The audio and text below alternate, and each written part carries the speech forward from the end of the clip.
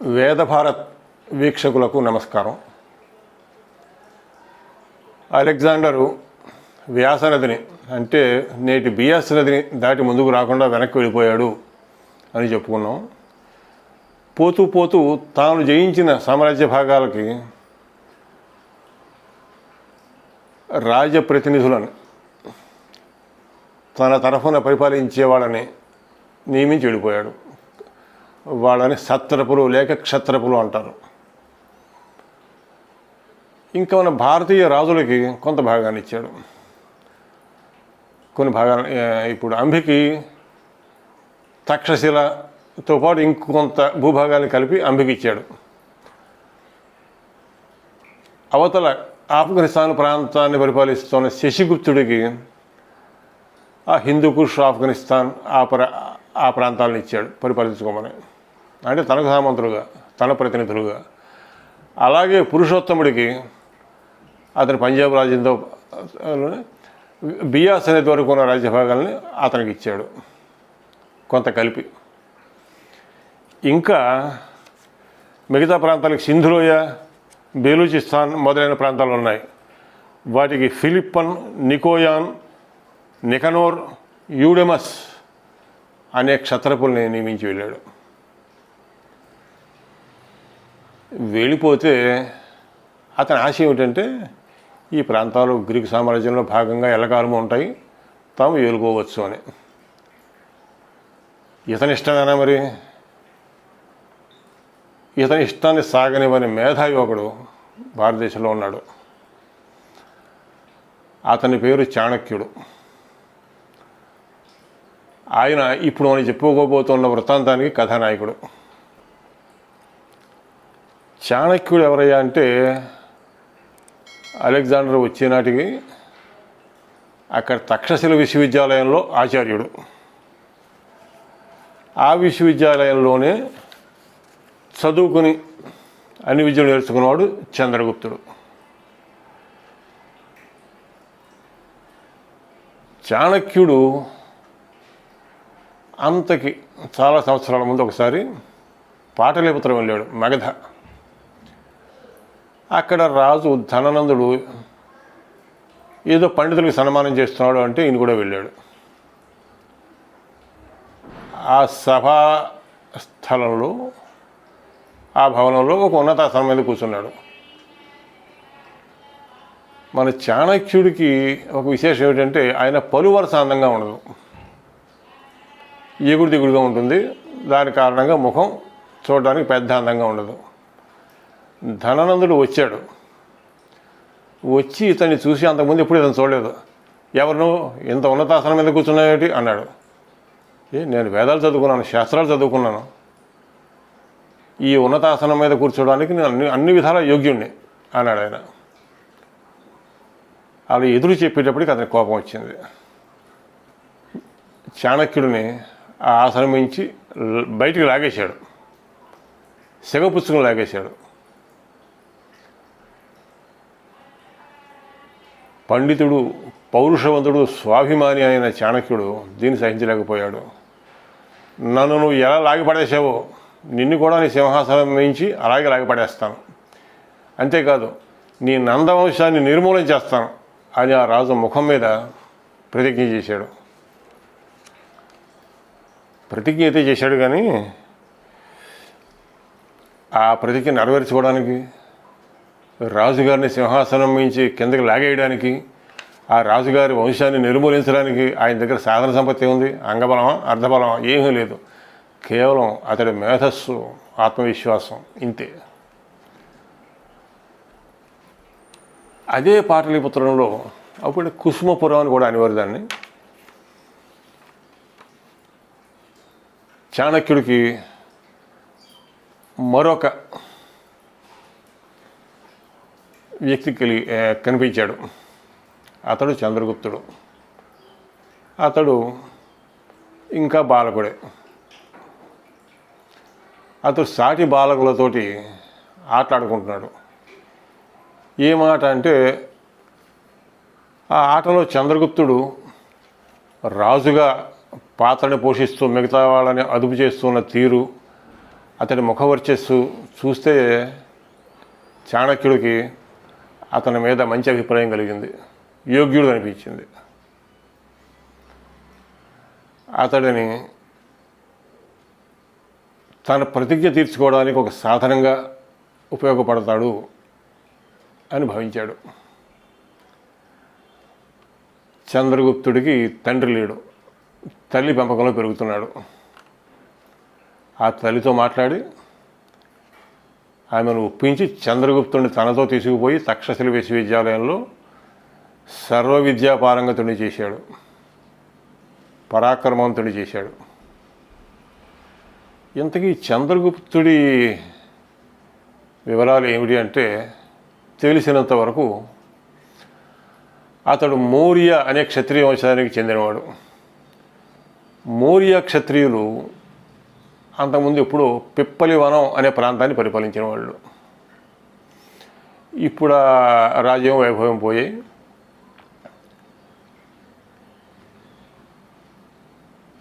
ఇక్కడ నివసిస్తున్నారు. చంద్రగుప్తుడికి తండ్రి లేడు. తల్లి గర్భంతో ఉన్నప్పుడు లేకపోతే ఇతను పుట్టిన కొంతకాలానికి పోయాడు.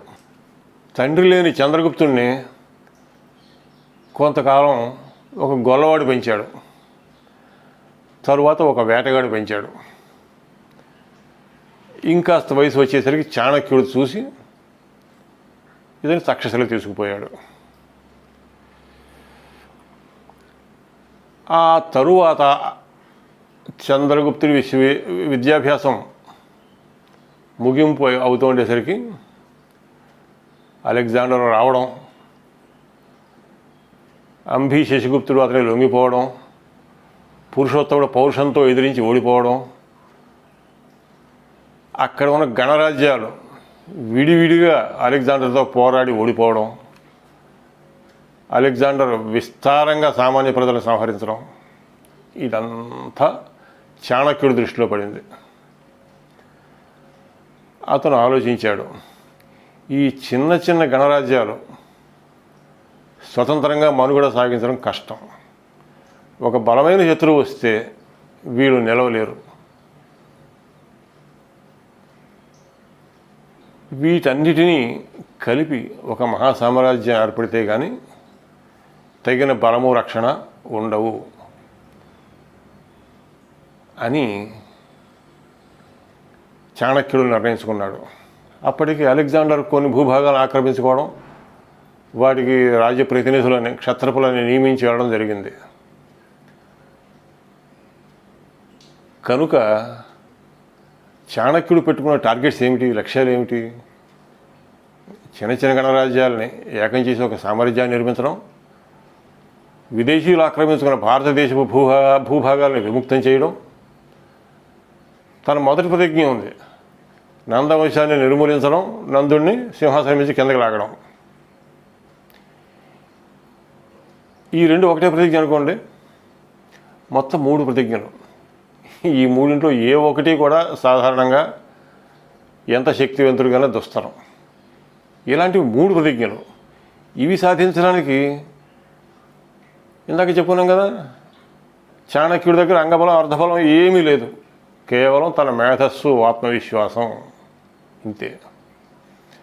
వాటితోనే అతను తన లక్ష్య సాధనకు ఉపక్రమించాడు. అందుకనే ఈ వృత్తాంతానికి చాణక్యుడు కథానాయకుడు అనుకున్నాం మనం.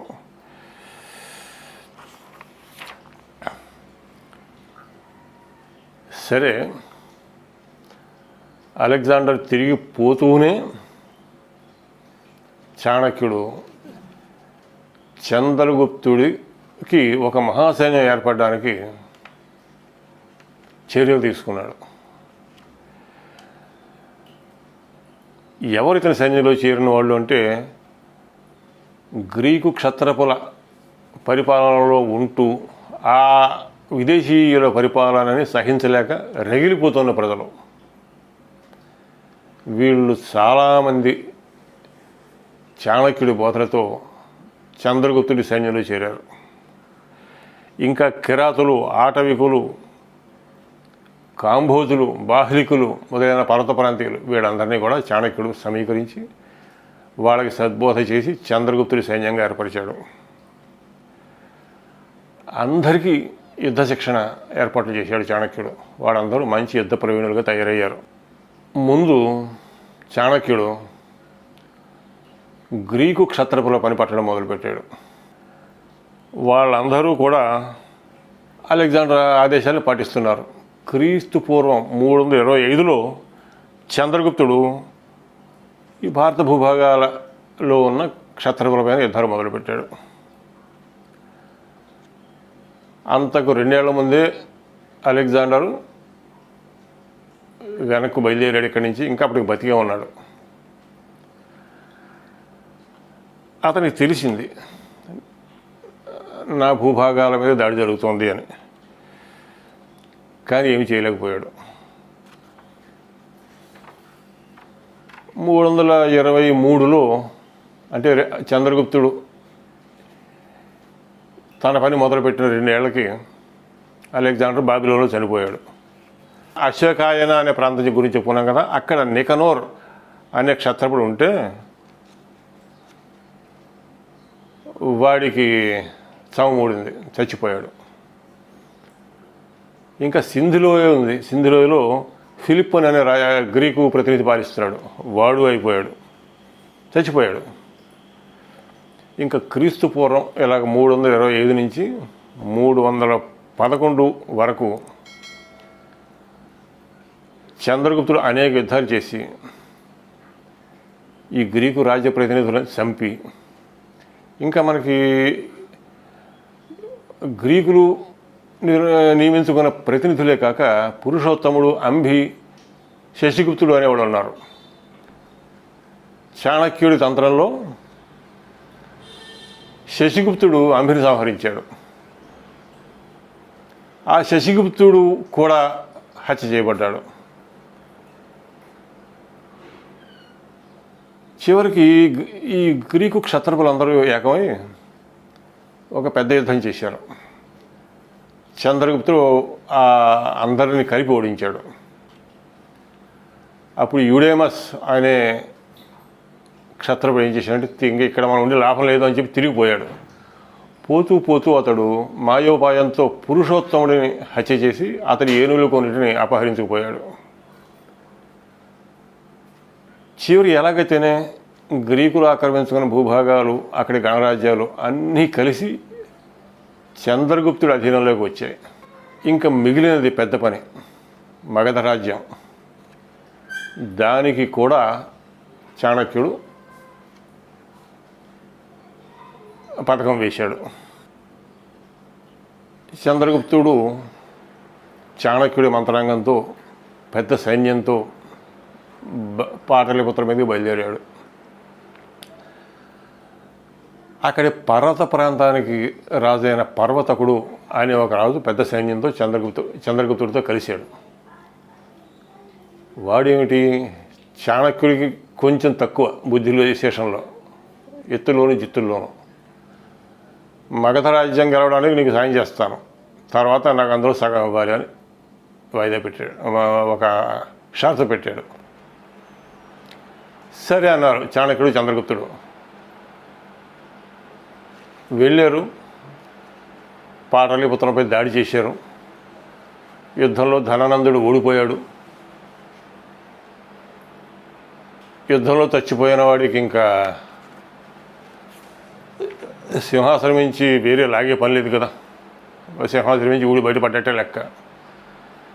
నందులందరూ చచ్చిపోయారు, నవనందులు చచ్చిపోయారు. నవనందులు వంశులు అందరూ ఒకసారి ఎలా చచ్చిపోయారు అంటే, వీళ్ళందరూ ఒకళ్ళ తర్వాత ఒకళ్ళు, తండ్రి తర్వాత కొడుకు, కొడుకు తర్వాత వాడి కొడుకు, అలా రాజ్యపాలన చేయలేదు.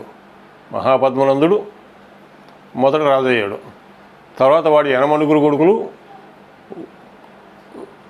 ఒకరి తర్వాత ఒకరు కొద్ది కాలం పాటు రాజ్యాలు చేశారు. అలాగే 9 మంది నందులు, వాళ్ళందరూ చచ్చిపోయారు.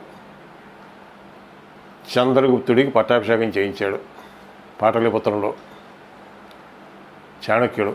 ఇప్పుడు పర్వతకుడు ఉన్నాడు. పర్వతకుడు సగం రాజ్యం వాట అడుగుతున్నాడు. వాడిని ఒక మాయోపాయంతో చంపించేశాడు చాణక్యుడు. మొత్తం అంతా ఒక బలిష్టమైన మహాసామ్రాజ్యాన్ని నిర్మించాలని అనుకుంటున్న చాణక్యుడు సగరాజ్యం వీడికి ఎందుకు పాలిస్తాడు? వాడు షరతు పెట్టడమే ఒక దుర్మార్గం.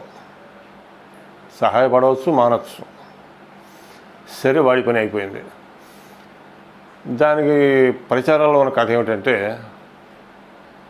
చచ్చిపోయిన నందరాజు మంత్రి కాత్యాయనుడు అనేవాడు, అతనే రాక్షసుడు అని కూడా అంటారు, ఒక విషకన్యని చంద్రగుప్తుడికి కానుకగా పంపించాడు. ఆమె మహాసౌందర్యవతి. అంటే చిన్నప్పటి నుంచి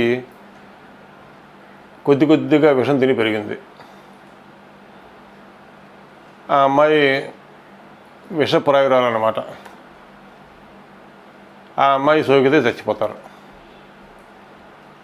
చంద్రగుప్తుడికి అటువంటి కన్యని రాక్షసుడు బహుమతిగా పంపిస్తే చాణక్యుడు దూరం ఆలోచించి ఆ అమ్మాయిని పర్వతకుడికి కనుక పంపించాడు.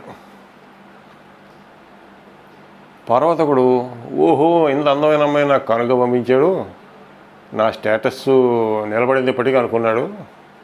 ఆ రాత్రి ఆమె జోలికి వెళ్ళాడు. పర్వతకుడు హతమారిపోయాడు. ఇలాగా చాణక్యుడి బుద్ధి విశేషం, చంద్రగుప్తుడిని అతడు గెలిపించిన పద్ధతులు, ఆ సామ్రాజ్య సుస్థిరతకు అతడు చేసిన దోహదం, ఇవన్నీ కూడా విశాఖ దత్తుడు అనే కవి సంస్కృతంలో రాసిన ముద్రా రాక్షసం అనే నాటకంలో మనం చూడవచ్చు. అందులో కొంత నాటకం కోసం చేసిన కల్పనలు కొన్ని ఉండొచ్చు. స్థూలంగా మాత్రం విషయాన్ని మనం అర్థం చేసుకోవడానికి అది పనికొస్తుంది.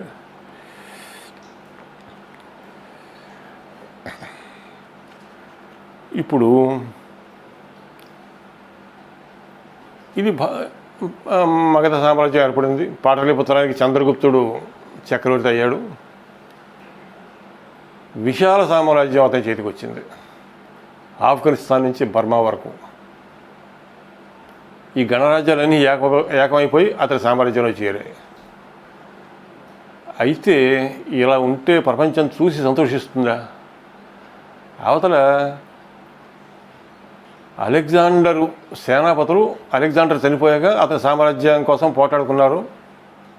చివరికి అలా జరుగుతూ చివరికి ఏమైందంటే, సెల్యూకస్ అనే సేనాపతికి అలెగ్జాండర్ గెలుచుకున్న సామ్రాజ్యంలో తూర్పు భాగాలు అతని వాటాకు వచ్చాయి. అంటే మన చంద్రగుప్తుడు చాణక్యుడు విముక్తం చేసిన భూభాగాలు సెల్యూకస్ యొక్క సామ్రాజ్యంలో భాగం అవ్వాల్సి ఉంది. సెల్యూకస్ అలా భావించుకున్నాడు, ఇవి నా సామ్రాజ్యంలో భాగాలు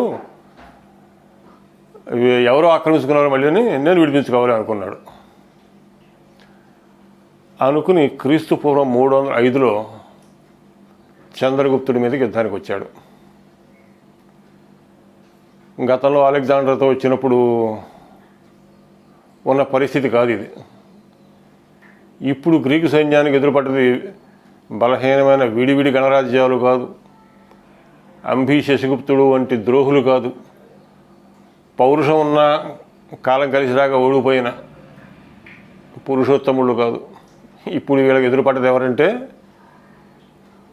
మగధ చక్రవర్తి చంద్రగుప్తుడు, అతని మంత్రి చాణక్యుడు, వాళ్ళ మహాసైన్యం.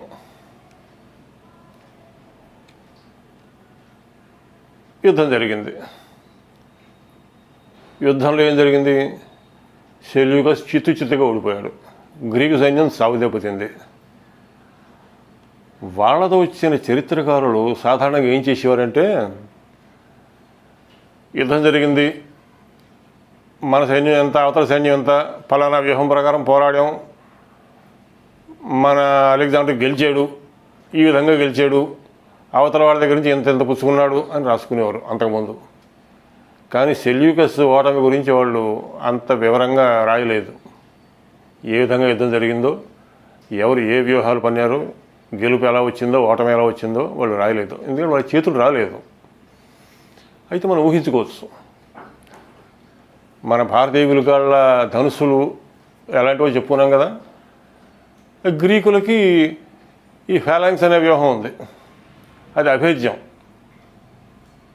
ఇలాంటి అభేద్యమైన వ్యూహాలు మనకి చాలా తెలుసు. మహాభారత యుద్ధంలో ఉండే వ్యూహాల గురించి పూర్వం చెప్పుకున్నాం. మనకి ఇంకా సుప్రసిద్ధమైంది పద్మవ్యూహం ఉంది. అయితే మహాభారత యుద్ధం తర్వాత ఆ వ్యూహాలు తెలిసిన వాళ్ళు అందరూ అంతరించిపోయారు.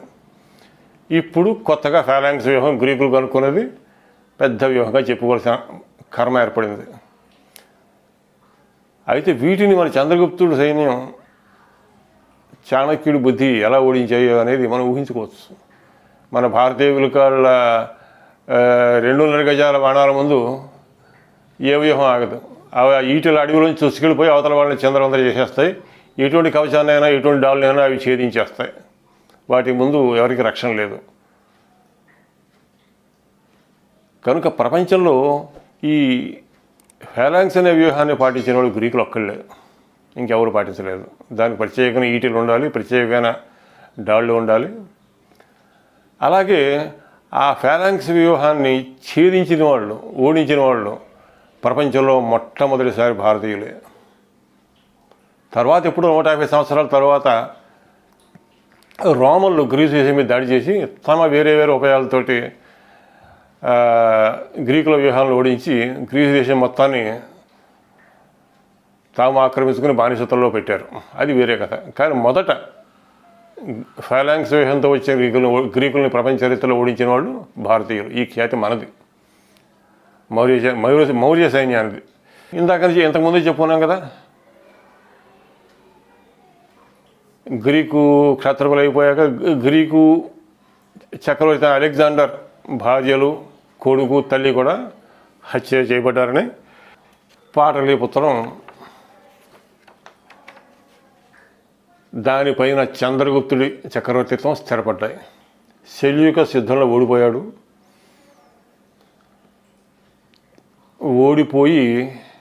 ఊరికి ఓడిపోవడం కాదు,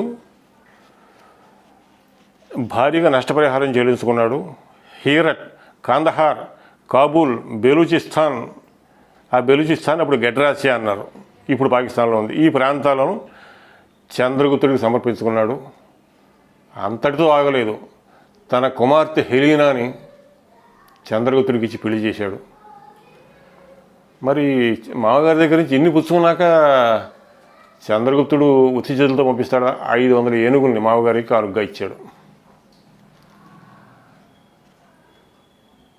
ఆ ఏనుగులు సెల్యూకస్కి తరువాత తన సాటి గ్రీకు సేనాపతులతో జరిగిన యుద్ధాల్లో, యాంటిగోనస్ అనే వాడితో జరిగిన యుద్ధంలో ఈ ఏనుగులు సెల్యూకస్కి ఉపయోగపడ్డాయి, విజయం సాధించి పెట్టాయి. ఇంకా సెల్యూకస్ ఏం చేశాడంటే మెగాస్థనీస్ అనే రాయబారిని చంద్రగుప్తుడి ఆస్థానంలో తన తరఫున నియమించి వెళ్ళాడు. ఆ మెగాస్థనీసు తను మౌర్య రాజధానిలో ఉన్నప్పుడు చూసిన విశేషాలని, సామ్రాజ్యపు వివరాలని ఇండికా అనే గ్రంథంలో రాశాడు. ఆ ఇండికా అనే గ్రంథం ఇప్పుడు దొరకడం లేదు. అయితే అందులోని విశేషాలని చాలామంది ఇతర రచయితలు తమ పుస్తకాల్లో ఉదాహరించారు. వాటిని బట్టి అందులోని విషయాలు తెలుసుకుంటున్నాం. ఇప్పుడు ఆనాడు చంద్రగుప్తుని సామ్రాజ్యపు విస్తృతి ఎలా ఉండేదంటే, అటు గాంధార నుంచి అంటే నేటి ఆఫ్ఘనిస్తాన్ మొత్తం చంద్రగుప్తుడి పరిపాలన ఉండేది. అక్కడి నుంచి బర్మా వరకు కూడా మౌర్య సామ్రాజ్యంలో భాగంగా ఉండేది. దక్షిణాన మైసూర్, తిరునెల్వేలి వరకు మౌర్య సామ్రాజ్యం వ్యాపించి ఉండేది. అంటే మన తెలుగు రాష్ట్రాలు రెండు కూడా అప్పుడు మౌర్య సామ్రాజ్యంలో కలిసి ఉండేవన్నమాట. గాంధారం నుంచి అంటే ఆఫ్ఘనిస్తాన్ నుంచి పాటలీపుత్రం వరకు 1890 కిలోమీటర్ల రాజబాట ఉండేది. అంటే ఈనాడు మనం నేషనల్ హైవే అని చెప్పుకుంటున్నాం చూసారా, అటువంటి రాజబాట ఉండేది. దానిలోనే మెగాస్థనీసు పాటలీపుత్రానికి రాయబారిగా వచ్చాడు. ఆయన రాసిన ఇండికా అనే గ్రంథంలో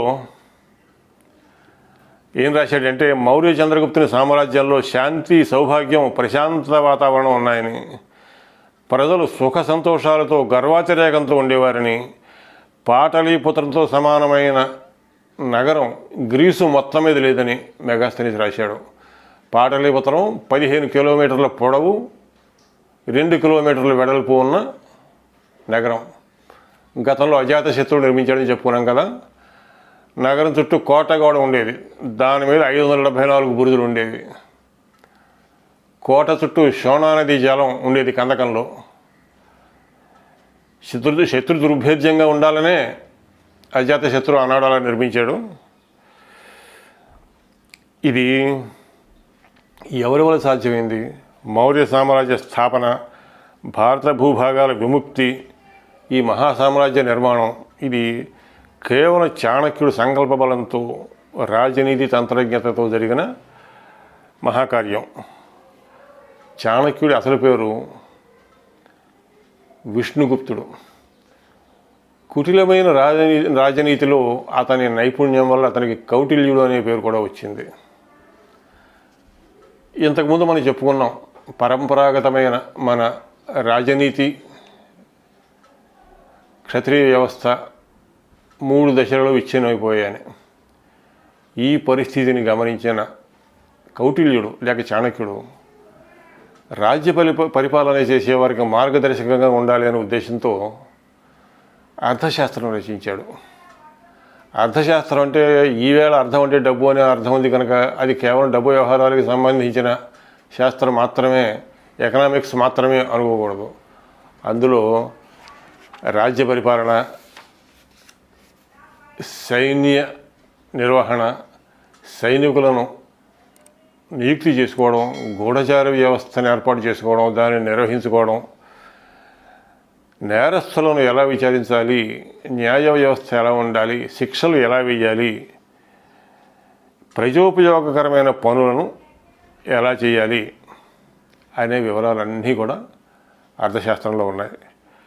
ఆ అర్థశాస్త్రం ఈనాడు కూడా ప్రపంచ మేధావుల చేత ఒక ప్రామాణికమైన గ్రంథంగా పరిగణించబడుతోంది. చంద్రగుప్తుడు 24 సంవత్సరాలు పరిపాలన చేశాడు. ఆ తరువాత జైన మతం తీసుకుని భద్రబాహు అనే జైన గురువుతో కలిసి మన కర్ణాటక రాజ్యానికి వచ్చేసి అక్కడ శ్రావణ బెళగోళ అని నేడు చెప్పబడుతున్న ప్రాంతంలో ఒక జైన మఠంలో నివసించాడు తన జీవితపు చివరి రోజులు. చంద్రగుప్తుడు నివసించిన ప్రాంతం నేడు చంద్రగిరి అని చెప్పబడుతోంది. ఇలా చంద్రగుప్తుడు రాజ్యం వదిలేసి వచ్చాక క్రీస్తుపూర్వం 300 సంవత్సరంలో అతని కొడుకు బిందుసారుడు మగధ సామ్రాజ్యానికి చక్రవర్తి అయ్యాడు. ఇంతటితో ప్రస్తుత వృత్తాంతానికి మనం స్వస్తి చెప్పుకుందాం.